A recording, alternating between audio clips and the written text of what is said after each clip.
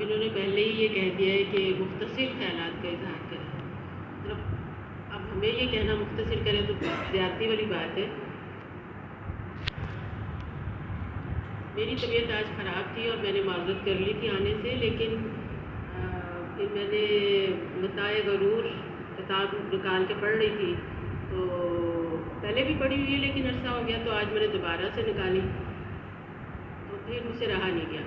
اتنی بڑی شخصیت کے لیے نہ جانا جنہوں نے اپنی زندگی وقف کر دی اور ہم ان کو خراج تحسین پیش نہ کریں اور اتنا سا حصہ بھی نہ ڈالیں، تو یہ بہت زیادتی کی بات ہے. اور پھر بس میں نے نہیں دیکھا کہ مجھے تکلیف ہے یا کیا ہے، تو میں فوراً چلی آئی.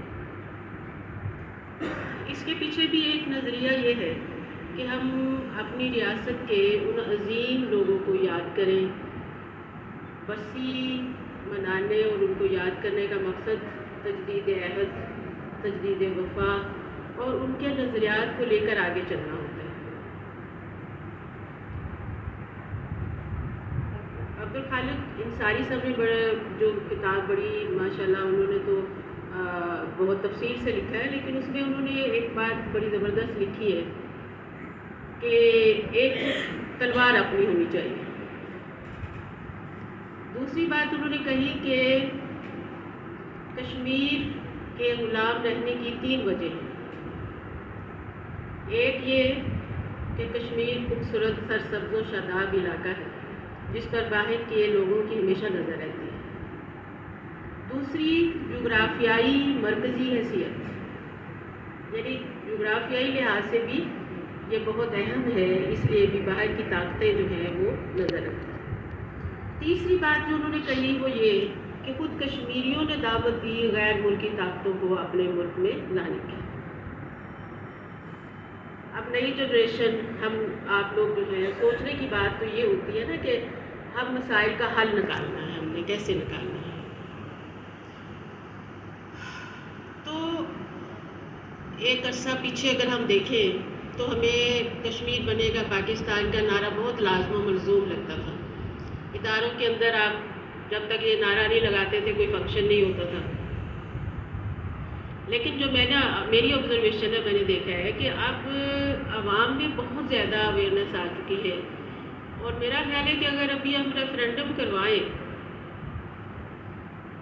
انڈیپینڈنٹ کشمیر پر تو 80% جو لوگ ہوں گے وہ خود مختار آزاد کشمیر کے حق میں ووٹ دیں گے.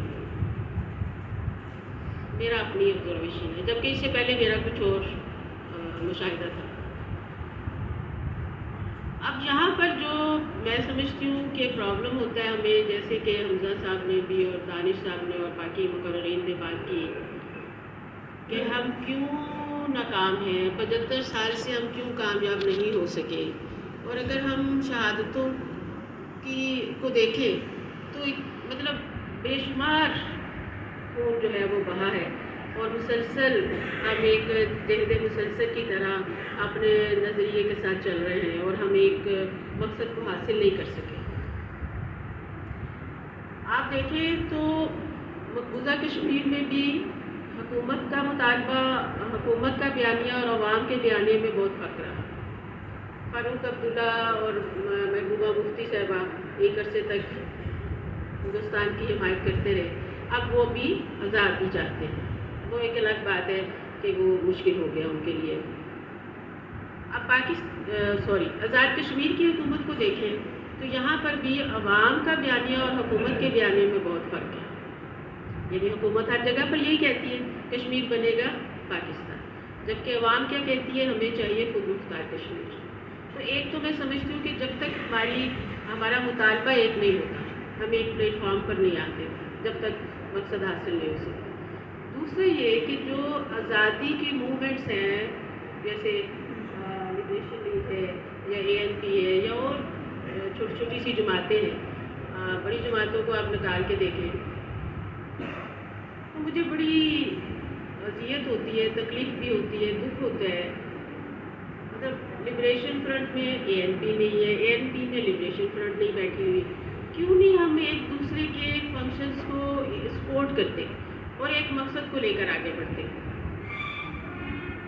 اب یہ ہے کہ آل پارٹیز کانفرنسز ہوتی ہیں، اس میں سب لوگ ایک مقصد کو بیان کرتے ہیں اور کافی حد تک اس میں بھی مطلب تبدیلی آئی ہے، لیکن میں سمجھتی ہوں کہ جس حد تک ہمیں اکٹھے اور متحد ہونا چاہیے وہ ابھی ہمارے اندر نظر نہیں آتا، اور یہ بھی اس میں کوئی دو رائے نہیں ہے کہ اتحاد، تنظیم اور یقینی محکم کے بغیر ہم اپنی منزل تک نہیں پہنچ سکتے۔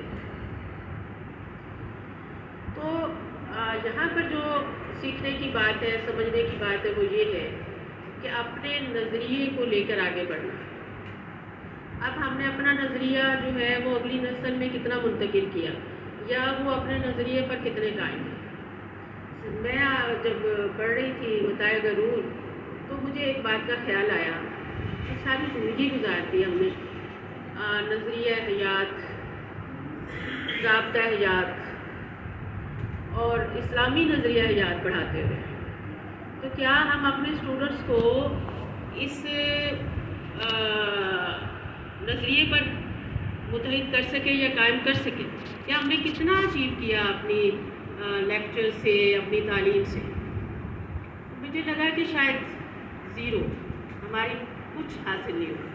لیکن پھر مجھے تھوڑی دیر کے لیے احساس ہوا کہ جو اسٹوڈنٹس آج بھی میرے رابطے میں ہیں، کیونکہ میں نے اس کو ایجوکیشن میں پڑھایا ہمیشہ، تو اور پوسٹ گریجویٹ کلاسز رہی، تو وہ اسٹوڈنٹ آپ کو پتہ ہے میچیور ہوتے ہیں۔ تو پھر مجھے جب میں نے اپنے چند ایک اسٹوڈنٹس میں نظر دوڑائی جو کہ آج بھی رابطے میں رہتے ہیں، تو مجھے احساس ہوا کہ نہیں، وہ کامیاب زندگی گزار رہے ہیں، تو ہمارا پڑھانا کچھ ایسا بھی ضائع نہیں ہے۔ لیکن یہ کمی رہی کہ ہم نظریہ کشمیر یا نظریہ آزادی کشمیر کو اس طرح سے آگے منتقل نہیں کر سکے جس طرح کہ اس کا حق تھا، کیونکہ اس کے نتائج نہیں ملے ہمیں۔ اور آپ کو پتہ ہے کوئی بھی تحریک جو ہے وہ اسٹوڈنٹس کے بغیر، وہ وکلاء کے بغیر، وہ اساتذہ کے بغیر، وہ خواتین کے بغیر مکمل نہیں ہوتی۔ پرسنٹیج آپ آج بھی دیکھ لیجئے کہ یہاں پر میں اکیلی ہوں نمائندہ۔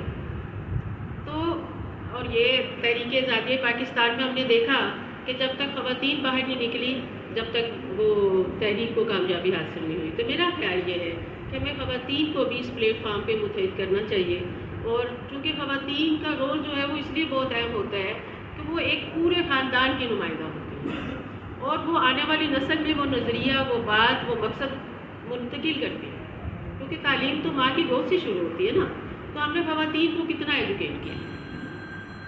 شرح خواندگی کے لحاظ سے آزاد کشمیر جو ہے وہ پاکستان سے بہتر ہے، لیکن آپ دیکھیں ہر 10-15 کلومیٹر کے فاصلے پر ہائی اسکول ہونے کے باوجود بھی ہم وہ خاطر خواہ رزلٹس حاصل نہیں کر سکے۔ پھر ابھی ایک بڑی سینسٹیو بات کی ادھر میرے کسی بچے نے کہ ہمارے جو جوان بچے ہیں، جوان نسل ہے، وہ تو ساری منتقل ہو جاتی ہے انگلینڈ منتقل ہونا بھی کوئی بری بات نہیں ہے، لیکن جیسے کہ عبدالخالق انصاری صاحب کو آپ دیکھیں تو وہ امریکہ میں رہے، وہ انگلینڈ میں رہے، لیکن اپنے نظریے کو ساتھ لے کر آگے بڑھتے رہے۔ تو اگر ہم اپنے ملک سے باہر بھی ہیں تو وہاں پر بھی ہم اپنی ریاست کے لیے بہت کچھ کر سکتے ہیں، بشرطے کہ ہم کرنا چاہیں۔ تو وہاں پر بلکہ ہمیں بہت آزاد پلیٹ فارم ملتے ہیں، اور وہاں پر ہم زیادہ بہتر اپنی نظریات کو پھیلا سکتے ہیں، پرفارم کر سکے ہیں۔ تو کم از کم بولنے کی آزادی ہے۔ یہاں پر تو ہم ڈرتے ہیں کہ آج اگر ہم نے نعرہ آزادی کشمیر لگایا تو کل ہمیں گورنمنٹ پکڑ کے ہی نہ لے جائے۔ یعنی ہم سرکاری ملازمت میں تو ڈرتے ہوئے بول ہی نہیں رہ سکتے تھے نا، تو اب تو ہم بولتے ہیں کہ چلیں جی اب گورنمنٹ نے کیا کر لینا ہمارا۔ تو بہرحال کہنے کا مقصد یہ ہے کہ ہمارے جو یہ آپ دیکھیں مقبول بٹ صاحب ہیں، امان اللہ صاحب ہیں، اور یاسین ملک صاحب جو ابھی بھی وہاں پر بہت ساری اذیتیں برداشت کر رہے ہیں، تو ان رہنما کو یاد کرنے کا مقصد یہی ہوتا ہے کہ ہم یہاں سے باہر نکل کر اپنے مقصد کو بھول نہ جائیں، بلکہ اپنے نظریے کو لے کر آگے بڑھتے رہیں، اور جہاں تک بھی ہو سکتا ہے ہم اس میں حصہ ڈالتے رہیں، جتنا بھی ہم ڈال سکتے ہیں۔ ہم بھول جاتے ہیں، مطلب سال کے بعد پھر برسی آئے گی عبدالخالق صاحب کی، ہم پھر یہاں بیٹھ جائیں گے، لیکن دیکھنا یہ ہے کہ اس سال کے اندر ہم نے کیا جدوجہد کی، ہم نے کیا خراج تحسین تو یہی ہے نا کہ ان کی جدوجہد کو لے کر، ان کے مقصد کو لے کر حاصل کرنا۔ اگر وہ ہم حاصل نہیں کر پا رہے تو اس کا مطلب یہ ہے کہ ہم نے ان کے ساتھ انصاف نہیں کیا. ان کے ساتھ ہماری محبت یہی ہے, ہمارا ان کے ساتھ احترام یہی ہے کہ ہم ان کے مقصد کو جو کہ انہوں نے ایک شروع کیا تھا, ایک بوٹے کی صورت میں ایک عوام کو ایک نئی سوچ دینے کی حیثیت سے, تو ہم اس کو لے کر ایک اچھے طریقے سے منظم طریقے سے آگے بڑھیں. تو میں اپنے جو ہمارے رہنما یا ہمارے بڑے اور ماشاءاللہ جو اسٹیج پہ تشریف رکھتے ہیں جو حاضرین ہیں, میں یہی گزارش کروں گی کہ تمام جماعتوں کو لے کر ایک پلیٹ فارم پر بیٹھ کر ہم اس پر بات کریں اور اس کے لیے ایک منظم گروپس کی صورت میں ہم اس مقصد کو آگے بڑھائیں تاکہ چلیں اب ہمارے آنے والے نسل جو ہے وہ کم از کم اس مقصد کو ضرور حاصل کر سکے اور کسی نہ کسی انجام تک پہنچ سکے. اب پاکستان کی غلامی کا حال تو یہ ہے نا کہ 2 دفعہ ہم نے قربانیاں دیں, منگلا ڈیم بنا, ہجرت کی, پھر دوبارہ سے اپریزنگ ہوئی, پھر دوبارہ سے وہ خاندان ڈسٹرب ہوئے, پھر ایک دفعہ وہ ان لوگوں نے ہجرت کی. تو حالت یہ ہے کہ ہمیں اس کی ریالٹی بھی حاصل نہیں ہے, لوڈ شیڈنگ کے ہم شکار ہیں. تو ہونا تو یہ چاہیے نا کم از کم جو ڈیم کا حصہ ہے میر پور سے ڈڈیال تک, آپ اس کو تو کچھ سہولتیں کریں, اسے فیسیلیٹیٹ کریں. اب بل آپ دیکھیں تو مطلب بخار ہو جاتا ہے بلوں کو دیکھ کر کہ کوئی حالت ہی نہیں ہے, بل ادا ہی نہیں کر سکتے. اور سچی بات ہے کہ میں نے اس دفعہ اپنی بیٹیوں سے کہا کہ اے سی آن مت کرو, بارش ہو رہی ہے, پنکھے کی ہوا ٹھنڈی ہے, تو اس لیے اے سی بند رہنے دو. ابھی تک ہم نے اے سی نہیں آن کیا اس ڈر سے کہ بجلی کے بل بہت آتے ہیں. تو یہ چھوٹی چھوٹی سی باتیں ہیں جو کہ مسائل ہمیں حل کرنے چاہیے. اس کے علاوہ آزاد کشمیر کے جو اپنے سورسز ہیں ہم ان کو کتنا سنبھال سکیں. نیلم کے جو جواہرات ہیں, جو پتھر ہیں وہ سمگل ہوتے ہیں, لکڑی ہماری سمگل ہوتی ہے, جو بڑے بڑے ہمارے پاس ڈیم, ہمارے پاس ایک بہت بڑی پراپرٹی ہے, ہم اس کو نہیں اپنے لیے کچھ فائدہ اٹھا سکیں. تو یہ ساری چیزیں گورنمنٹ کے ساتھ بیٹھ کر بھی طے کرنے والی ہیں, آپس میں بیٹھ کر بھی طے کرنے والی ہیں. اور ہمیں چاہیے کہ ہم کم از کم کشمیر کی آزادی کے لیے پورے آزاد کشمیر کے لوگ, تمام پارٹیز کے لوگ ایک ہو جائیں. ابھی میں نے کسی نوائے وقت میں ایک تبصرہ تھا کہ بعد میں نون لیگ کیوں ناکام ہوئی اور پیپلز پارٹی کیوں کامیاب ہوئی. اور انہوں نے بڑی خوبصورت ایک بات لکھی ہوئی تھی کہ مریم نواز کو کس نے کہا تھا کہ وہ بعد میں کشمیر بنے گا پاکستان کا نعرہ لگائے. اور اس لحاظ سے دیکھیں تو بلاول بھٹو زیادہ مینچور ہے, انہوں نے کہا کہ کشمیر کا فیصلہ کشمیریوں کی مرضی کے مطابق ہوگا. تو یہ بڑی بات ہے کہ کم از کم ایک پلیٹ فارم پہ یہ تسلیم کر لیا گیا ہے کہ کشمیر کو کشمیریوں کی مرضی کے مطابق فیصلہ کرنے کا موقع دینا چاہیے.